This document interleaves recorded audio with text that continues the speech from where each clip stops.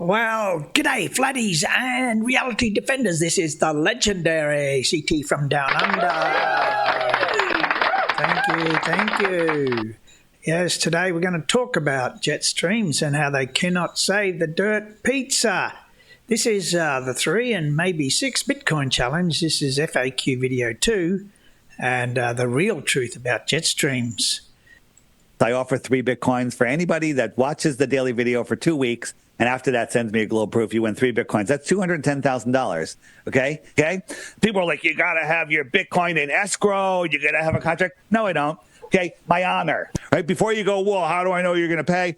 My reputation, my everything is on it. Like, if I don't pay, then, I've ruined everything. I swear on my life, I will pay you 6 Bitcoins for 1 globe proof.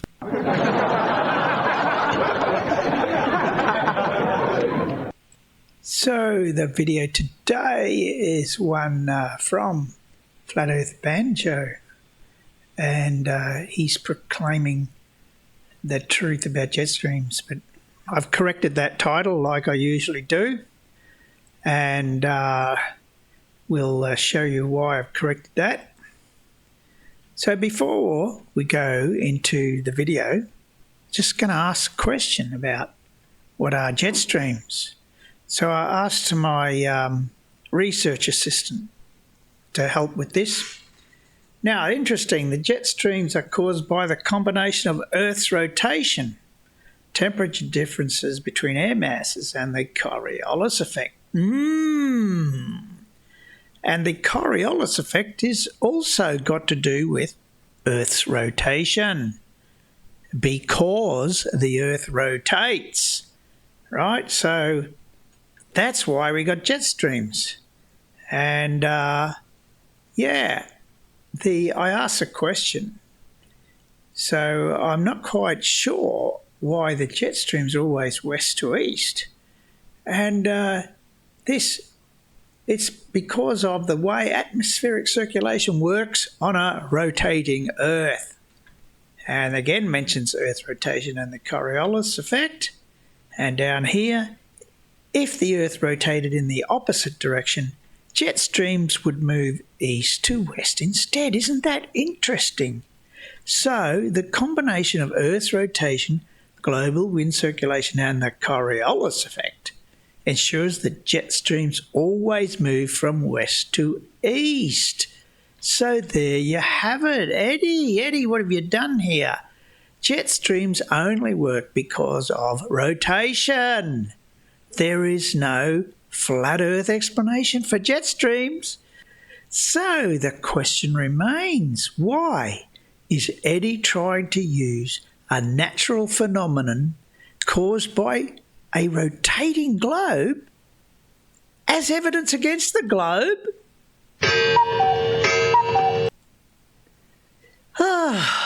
If that's not enough, right, that should be enough to say, right, this video is evidence for the globe. But you know what we do?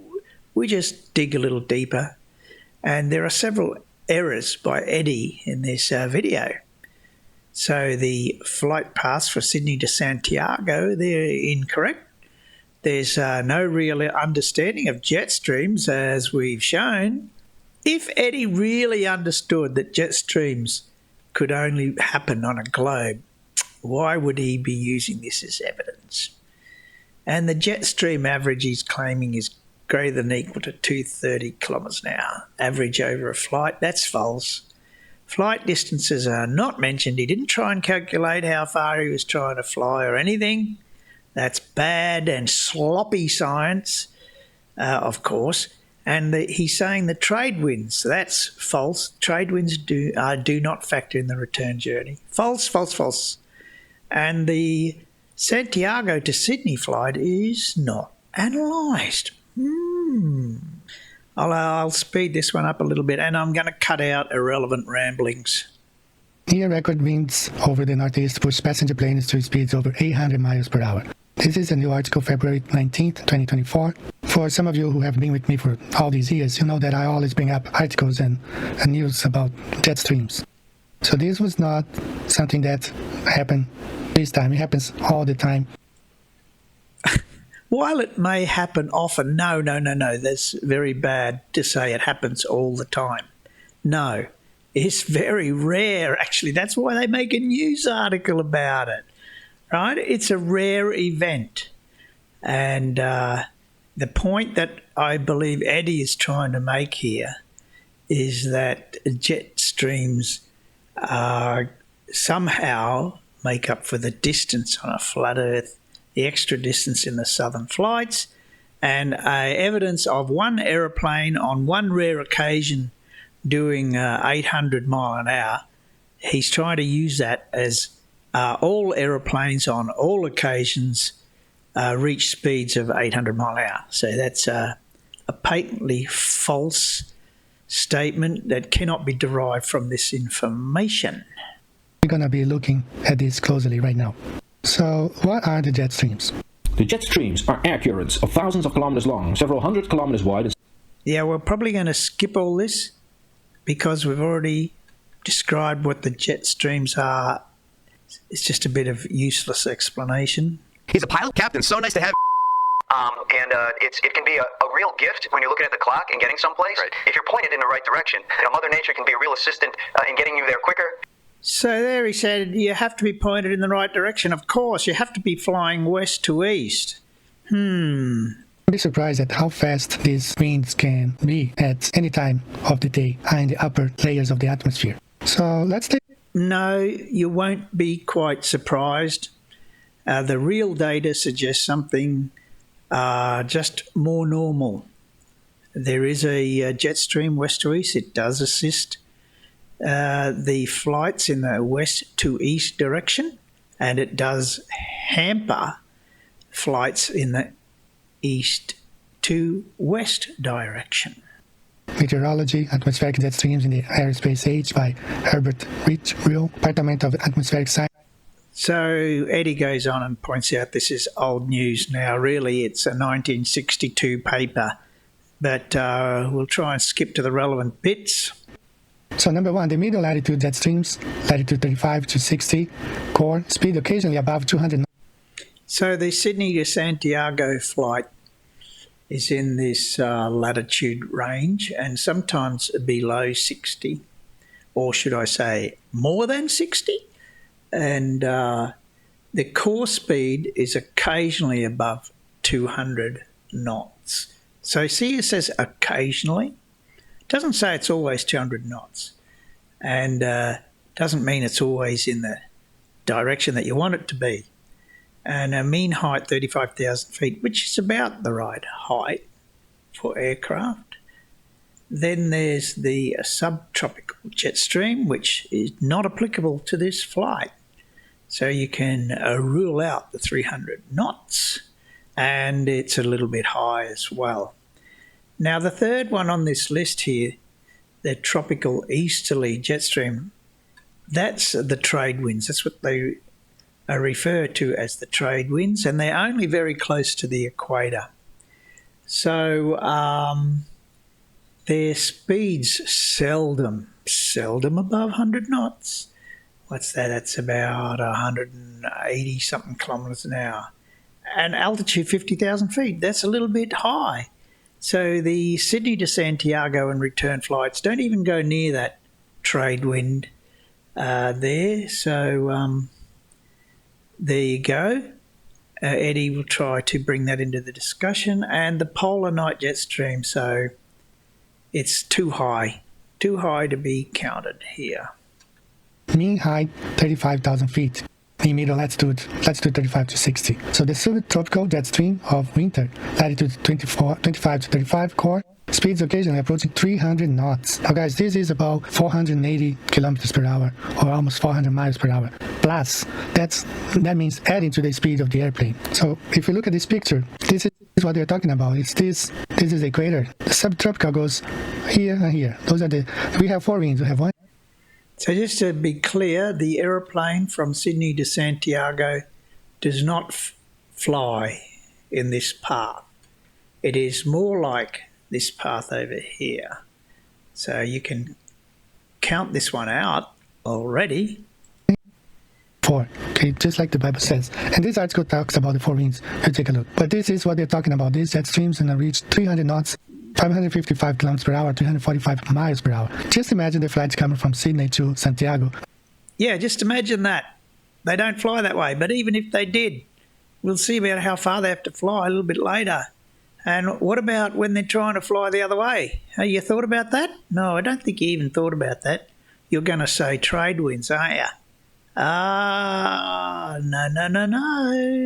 They get on these jet streams here, let's say for 4 hours or 5, adding 345 miles per hour on an aircraft that's probably already flying around 600 miles per hour. So you easily have 1,000 miles per hour here. No, you can't easily have that. Easily. Faster here. No, not easily. No, that's just not possible. The measurements don't support that. And then what about the other direction? Again, what, are you going to go almost zero in the other direction? 300 miles per hour, it's a lot. So let's go back here to the article. And the polar night jet stream, roughly around the poles from west at latitude 6 to 65 in winter, core height at least 75,000 feet, velocity recorded above 200 knots, strong winders and asymmetries and position common. Now, besides these 4... No aircraft flies 75,000 feet. What are you talking about? Interesting, because the Bible talks about the 4 winds, okay, 3,000, 4,000 years ago. Who cares what the Bible says, right? Bible is not a science book. I don't care what the Bible says. And then here we have University of Colorado confirming about these 4 winds. Same article, different page, in view of the rapid fuel consumption of jets. However, wind has proved to remain... Oh yeah, blah, blah, blah, blah. We know that the pilots take into account jet streams, both against the jet stream and with the jet stream. Yeah. This is just common knowledge. Nothing to worry about here, nothing to see here. So this is the truth about the jet streams, and this is when New School had this projection there. We were able to save. And look at 362 south, a wind of 370 kilometers per hour. That's about 200 plus miles per hour added to the speed of the plane. So whether this plane from Sydney is coming from with this jet stream or this jet stream, doesn't matter. What matters is that they are gaining speed, about 300 to 400 miles per hour on top of the speed of the aircraft. So are there planes that fly above 600? No, they're not. Their measurements show that they don't gain that much speed. Yes, there are. Just look at the Air Force One. It flies at 666 miles per hour. The Air Force One is not a passenger jet. It's still limited by the speed of sound, though, and we're not flying on Air Force One here. So what's the point in mentioning Air Force One? By the jet stream. And I'm pretty sure that other airplanes are designed to fly faster. Quick look here at the... What? What are you talking about? All the airplanes are designed to fly faster. What exactly does that mean? Anyway, let's see what we got here. This is a China Airlines flight from New York to Shanghai, and they use a Boeing 777-300ER, which has a range of 13,649 kilometers, to fly a distance on the globe at 7,392 miles. At the same time, for the flight Sydney to Santiago, they use a way more powerful aircraft. What do you mean way more powerful? It's just a different aircraft. It's more modern, it's lightweight, it uses less fuel. I don't know that way more powerful is a correct description. I think this is Eddie trying to spin a narrative here. Which has a range of 15,372 kilometers. And the distance is supposed to be much less than the one from Shanghai to JFK. Sydney to Santiago is about 400 miles less. So why are they using a much more powerful aircraft, which has... The choice of aircraft is not necessarily, for these two distances, it's not determined by 300 miles. So I don't know the exact reason. They have 777-300s. They've got to use them somewhere. The Dreamliner is more suited to this route. I haven't had time to investigate the exact reason for that, but what does it matter? It's a nothing burger. It's because the distance in the south is much greater. And we've been talking about the distance is much greater, yeah. If it's a flat Earth and a globe, it's not. And if it's a distance is much greater, even the Dreamliner is not going to save you, Eddie. years. We've been talking that the distance here beyond the equator is much greater than we have on the globe. So that's why they use those 7879 to fly Sydney to South Africa. No. Even the Dreamliner can't fly that far. What's the matter with you? Do you know how far it is? Well, we'll find out how far it is. But you made no attempt to measure it on the flat Earth, have you? Have you, Eddie? That would be way too embarrassing for you and just spoil your narrative. Anyway, let's have a look. And they also fly with the jet streams right here. Trade winds and jet streams, those are the names.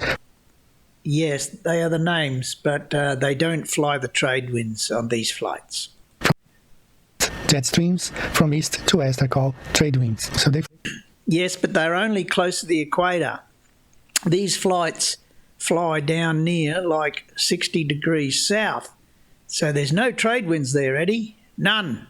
From east to west, they fly with the jet streams going from west to east. So this is how they can fly from Sydney to Santiago in 13 hours, 14 hours, because they fly greater parts, perhaps more than half of the trip, helped with these winds here, the jet streams, 300 knots per hour, 345 miles per hour, or 555 kilometers per hour. So this is the secret for the flights between Sydney and Santiago. As you saw in the article, in view of the rapid fuel consumption of jets, however, wind has proved to remain a significant factor. Substantial.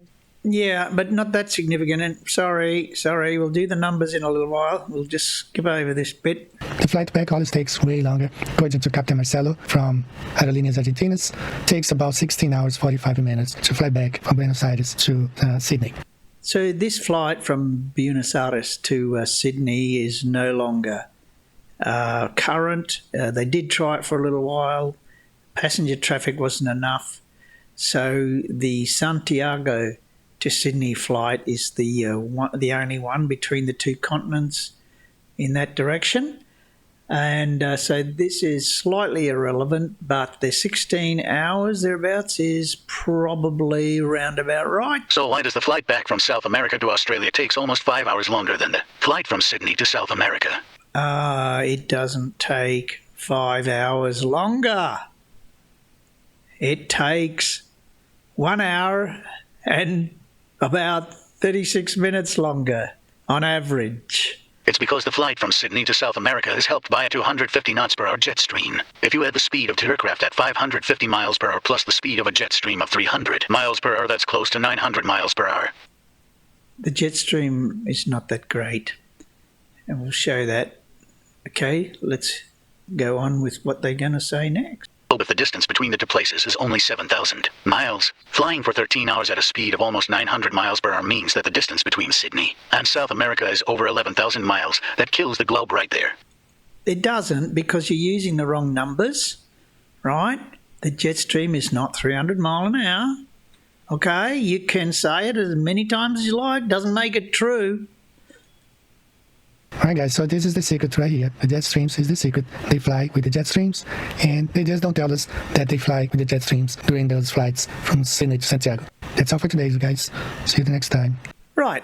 For the flights between Sydney and Santiago, the average flight time in the Sydney to Santiago direction is 12 hours and 4 minutes. In the opposite direction, the average flight time is 13 hours and 38 minutes. And this is from real data collected from real flights. And what it means is there's no 300 mile per hour jet stream helping. In fact, the average is 55 kilometres an hour in the forward direction and 48 kilometre an hour headwind in the other direction. So nowhere near the 300 knots or whatever they're trying to claim there, the ridiculous speeds that they're claiming are not sustainable by the actual data.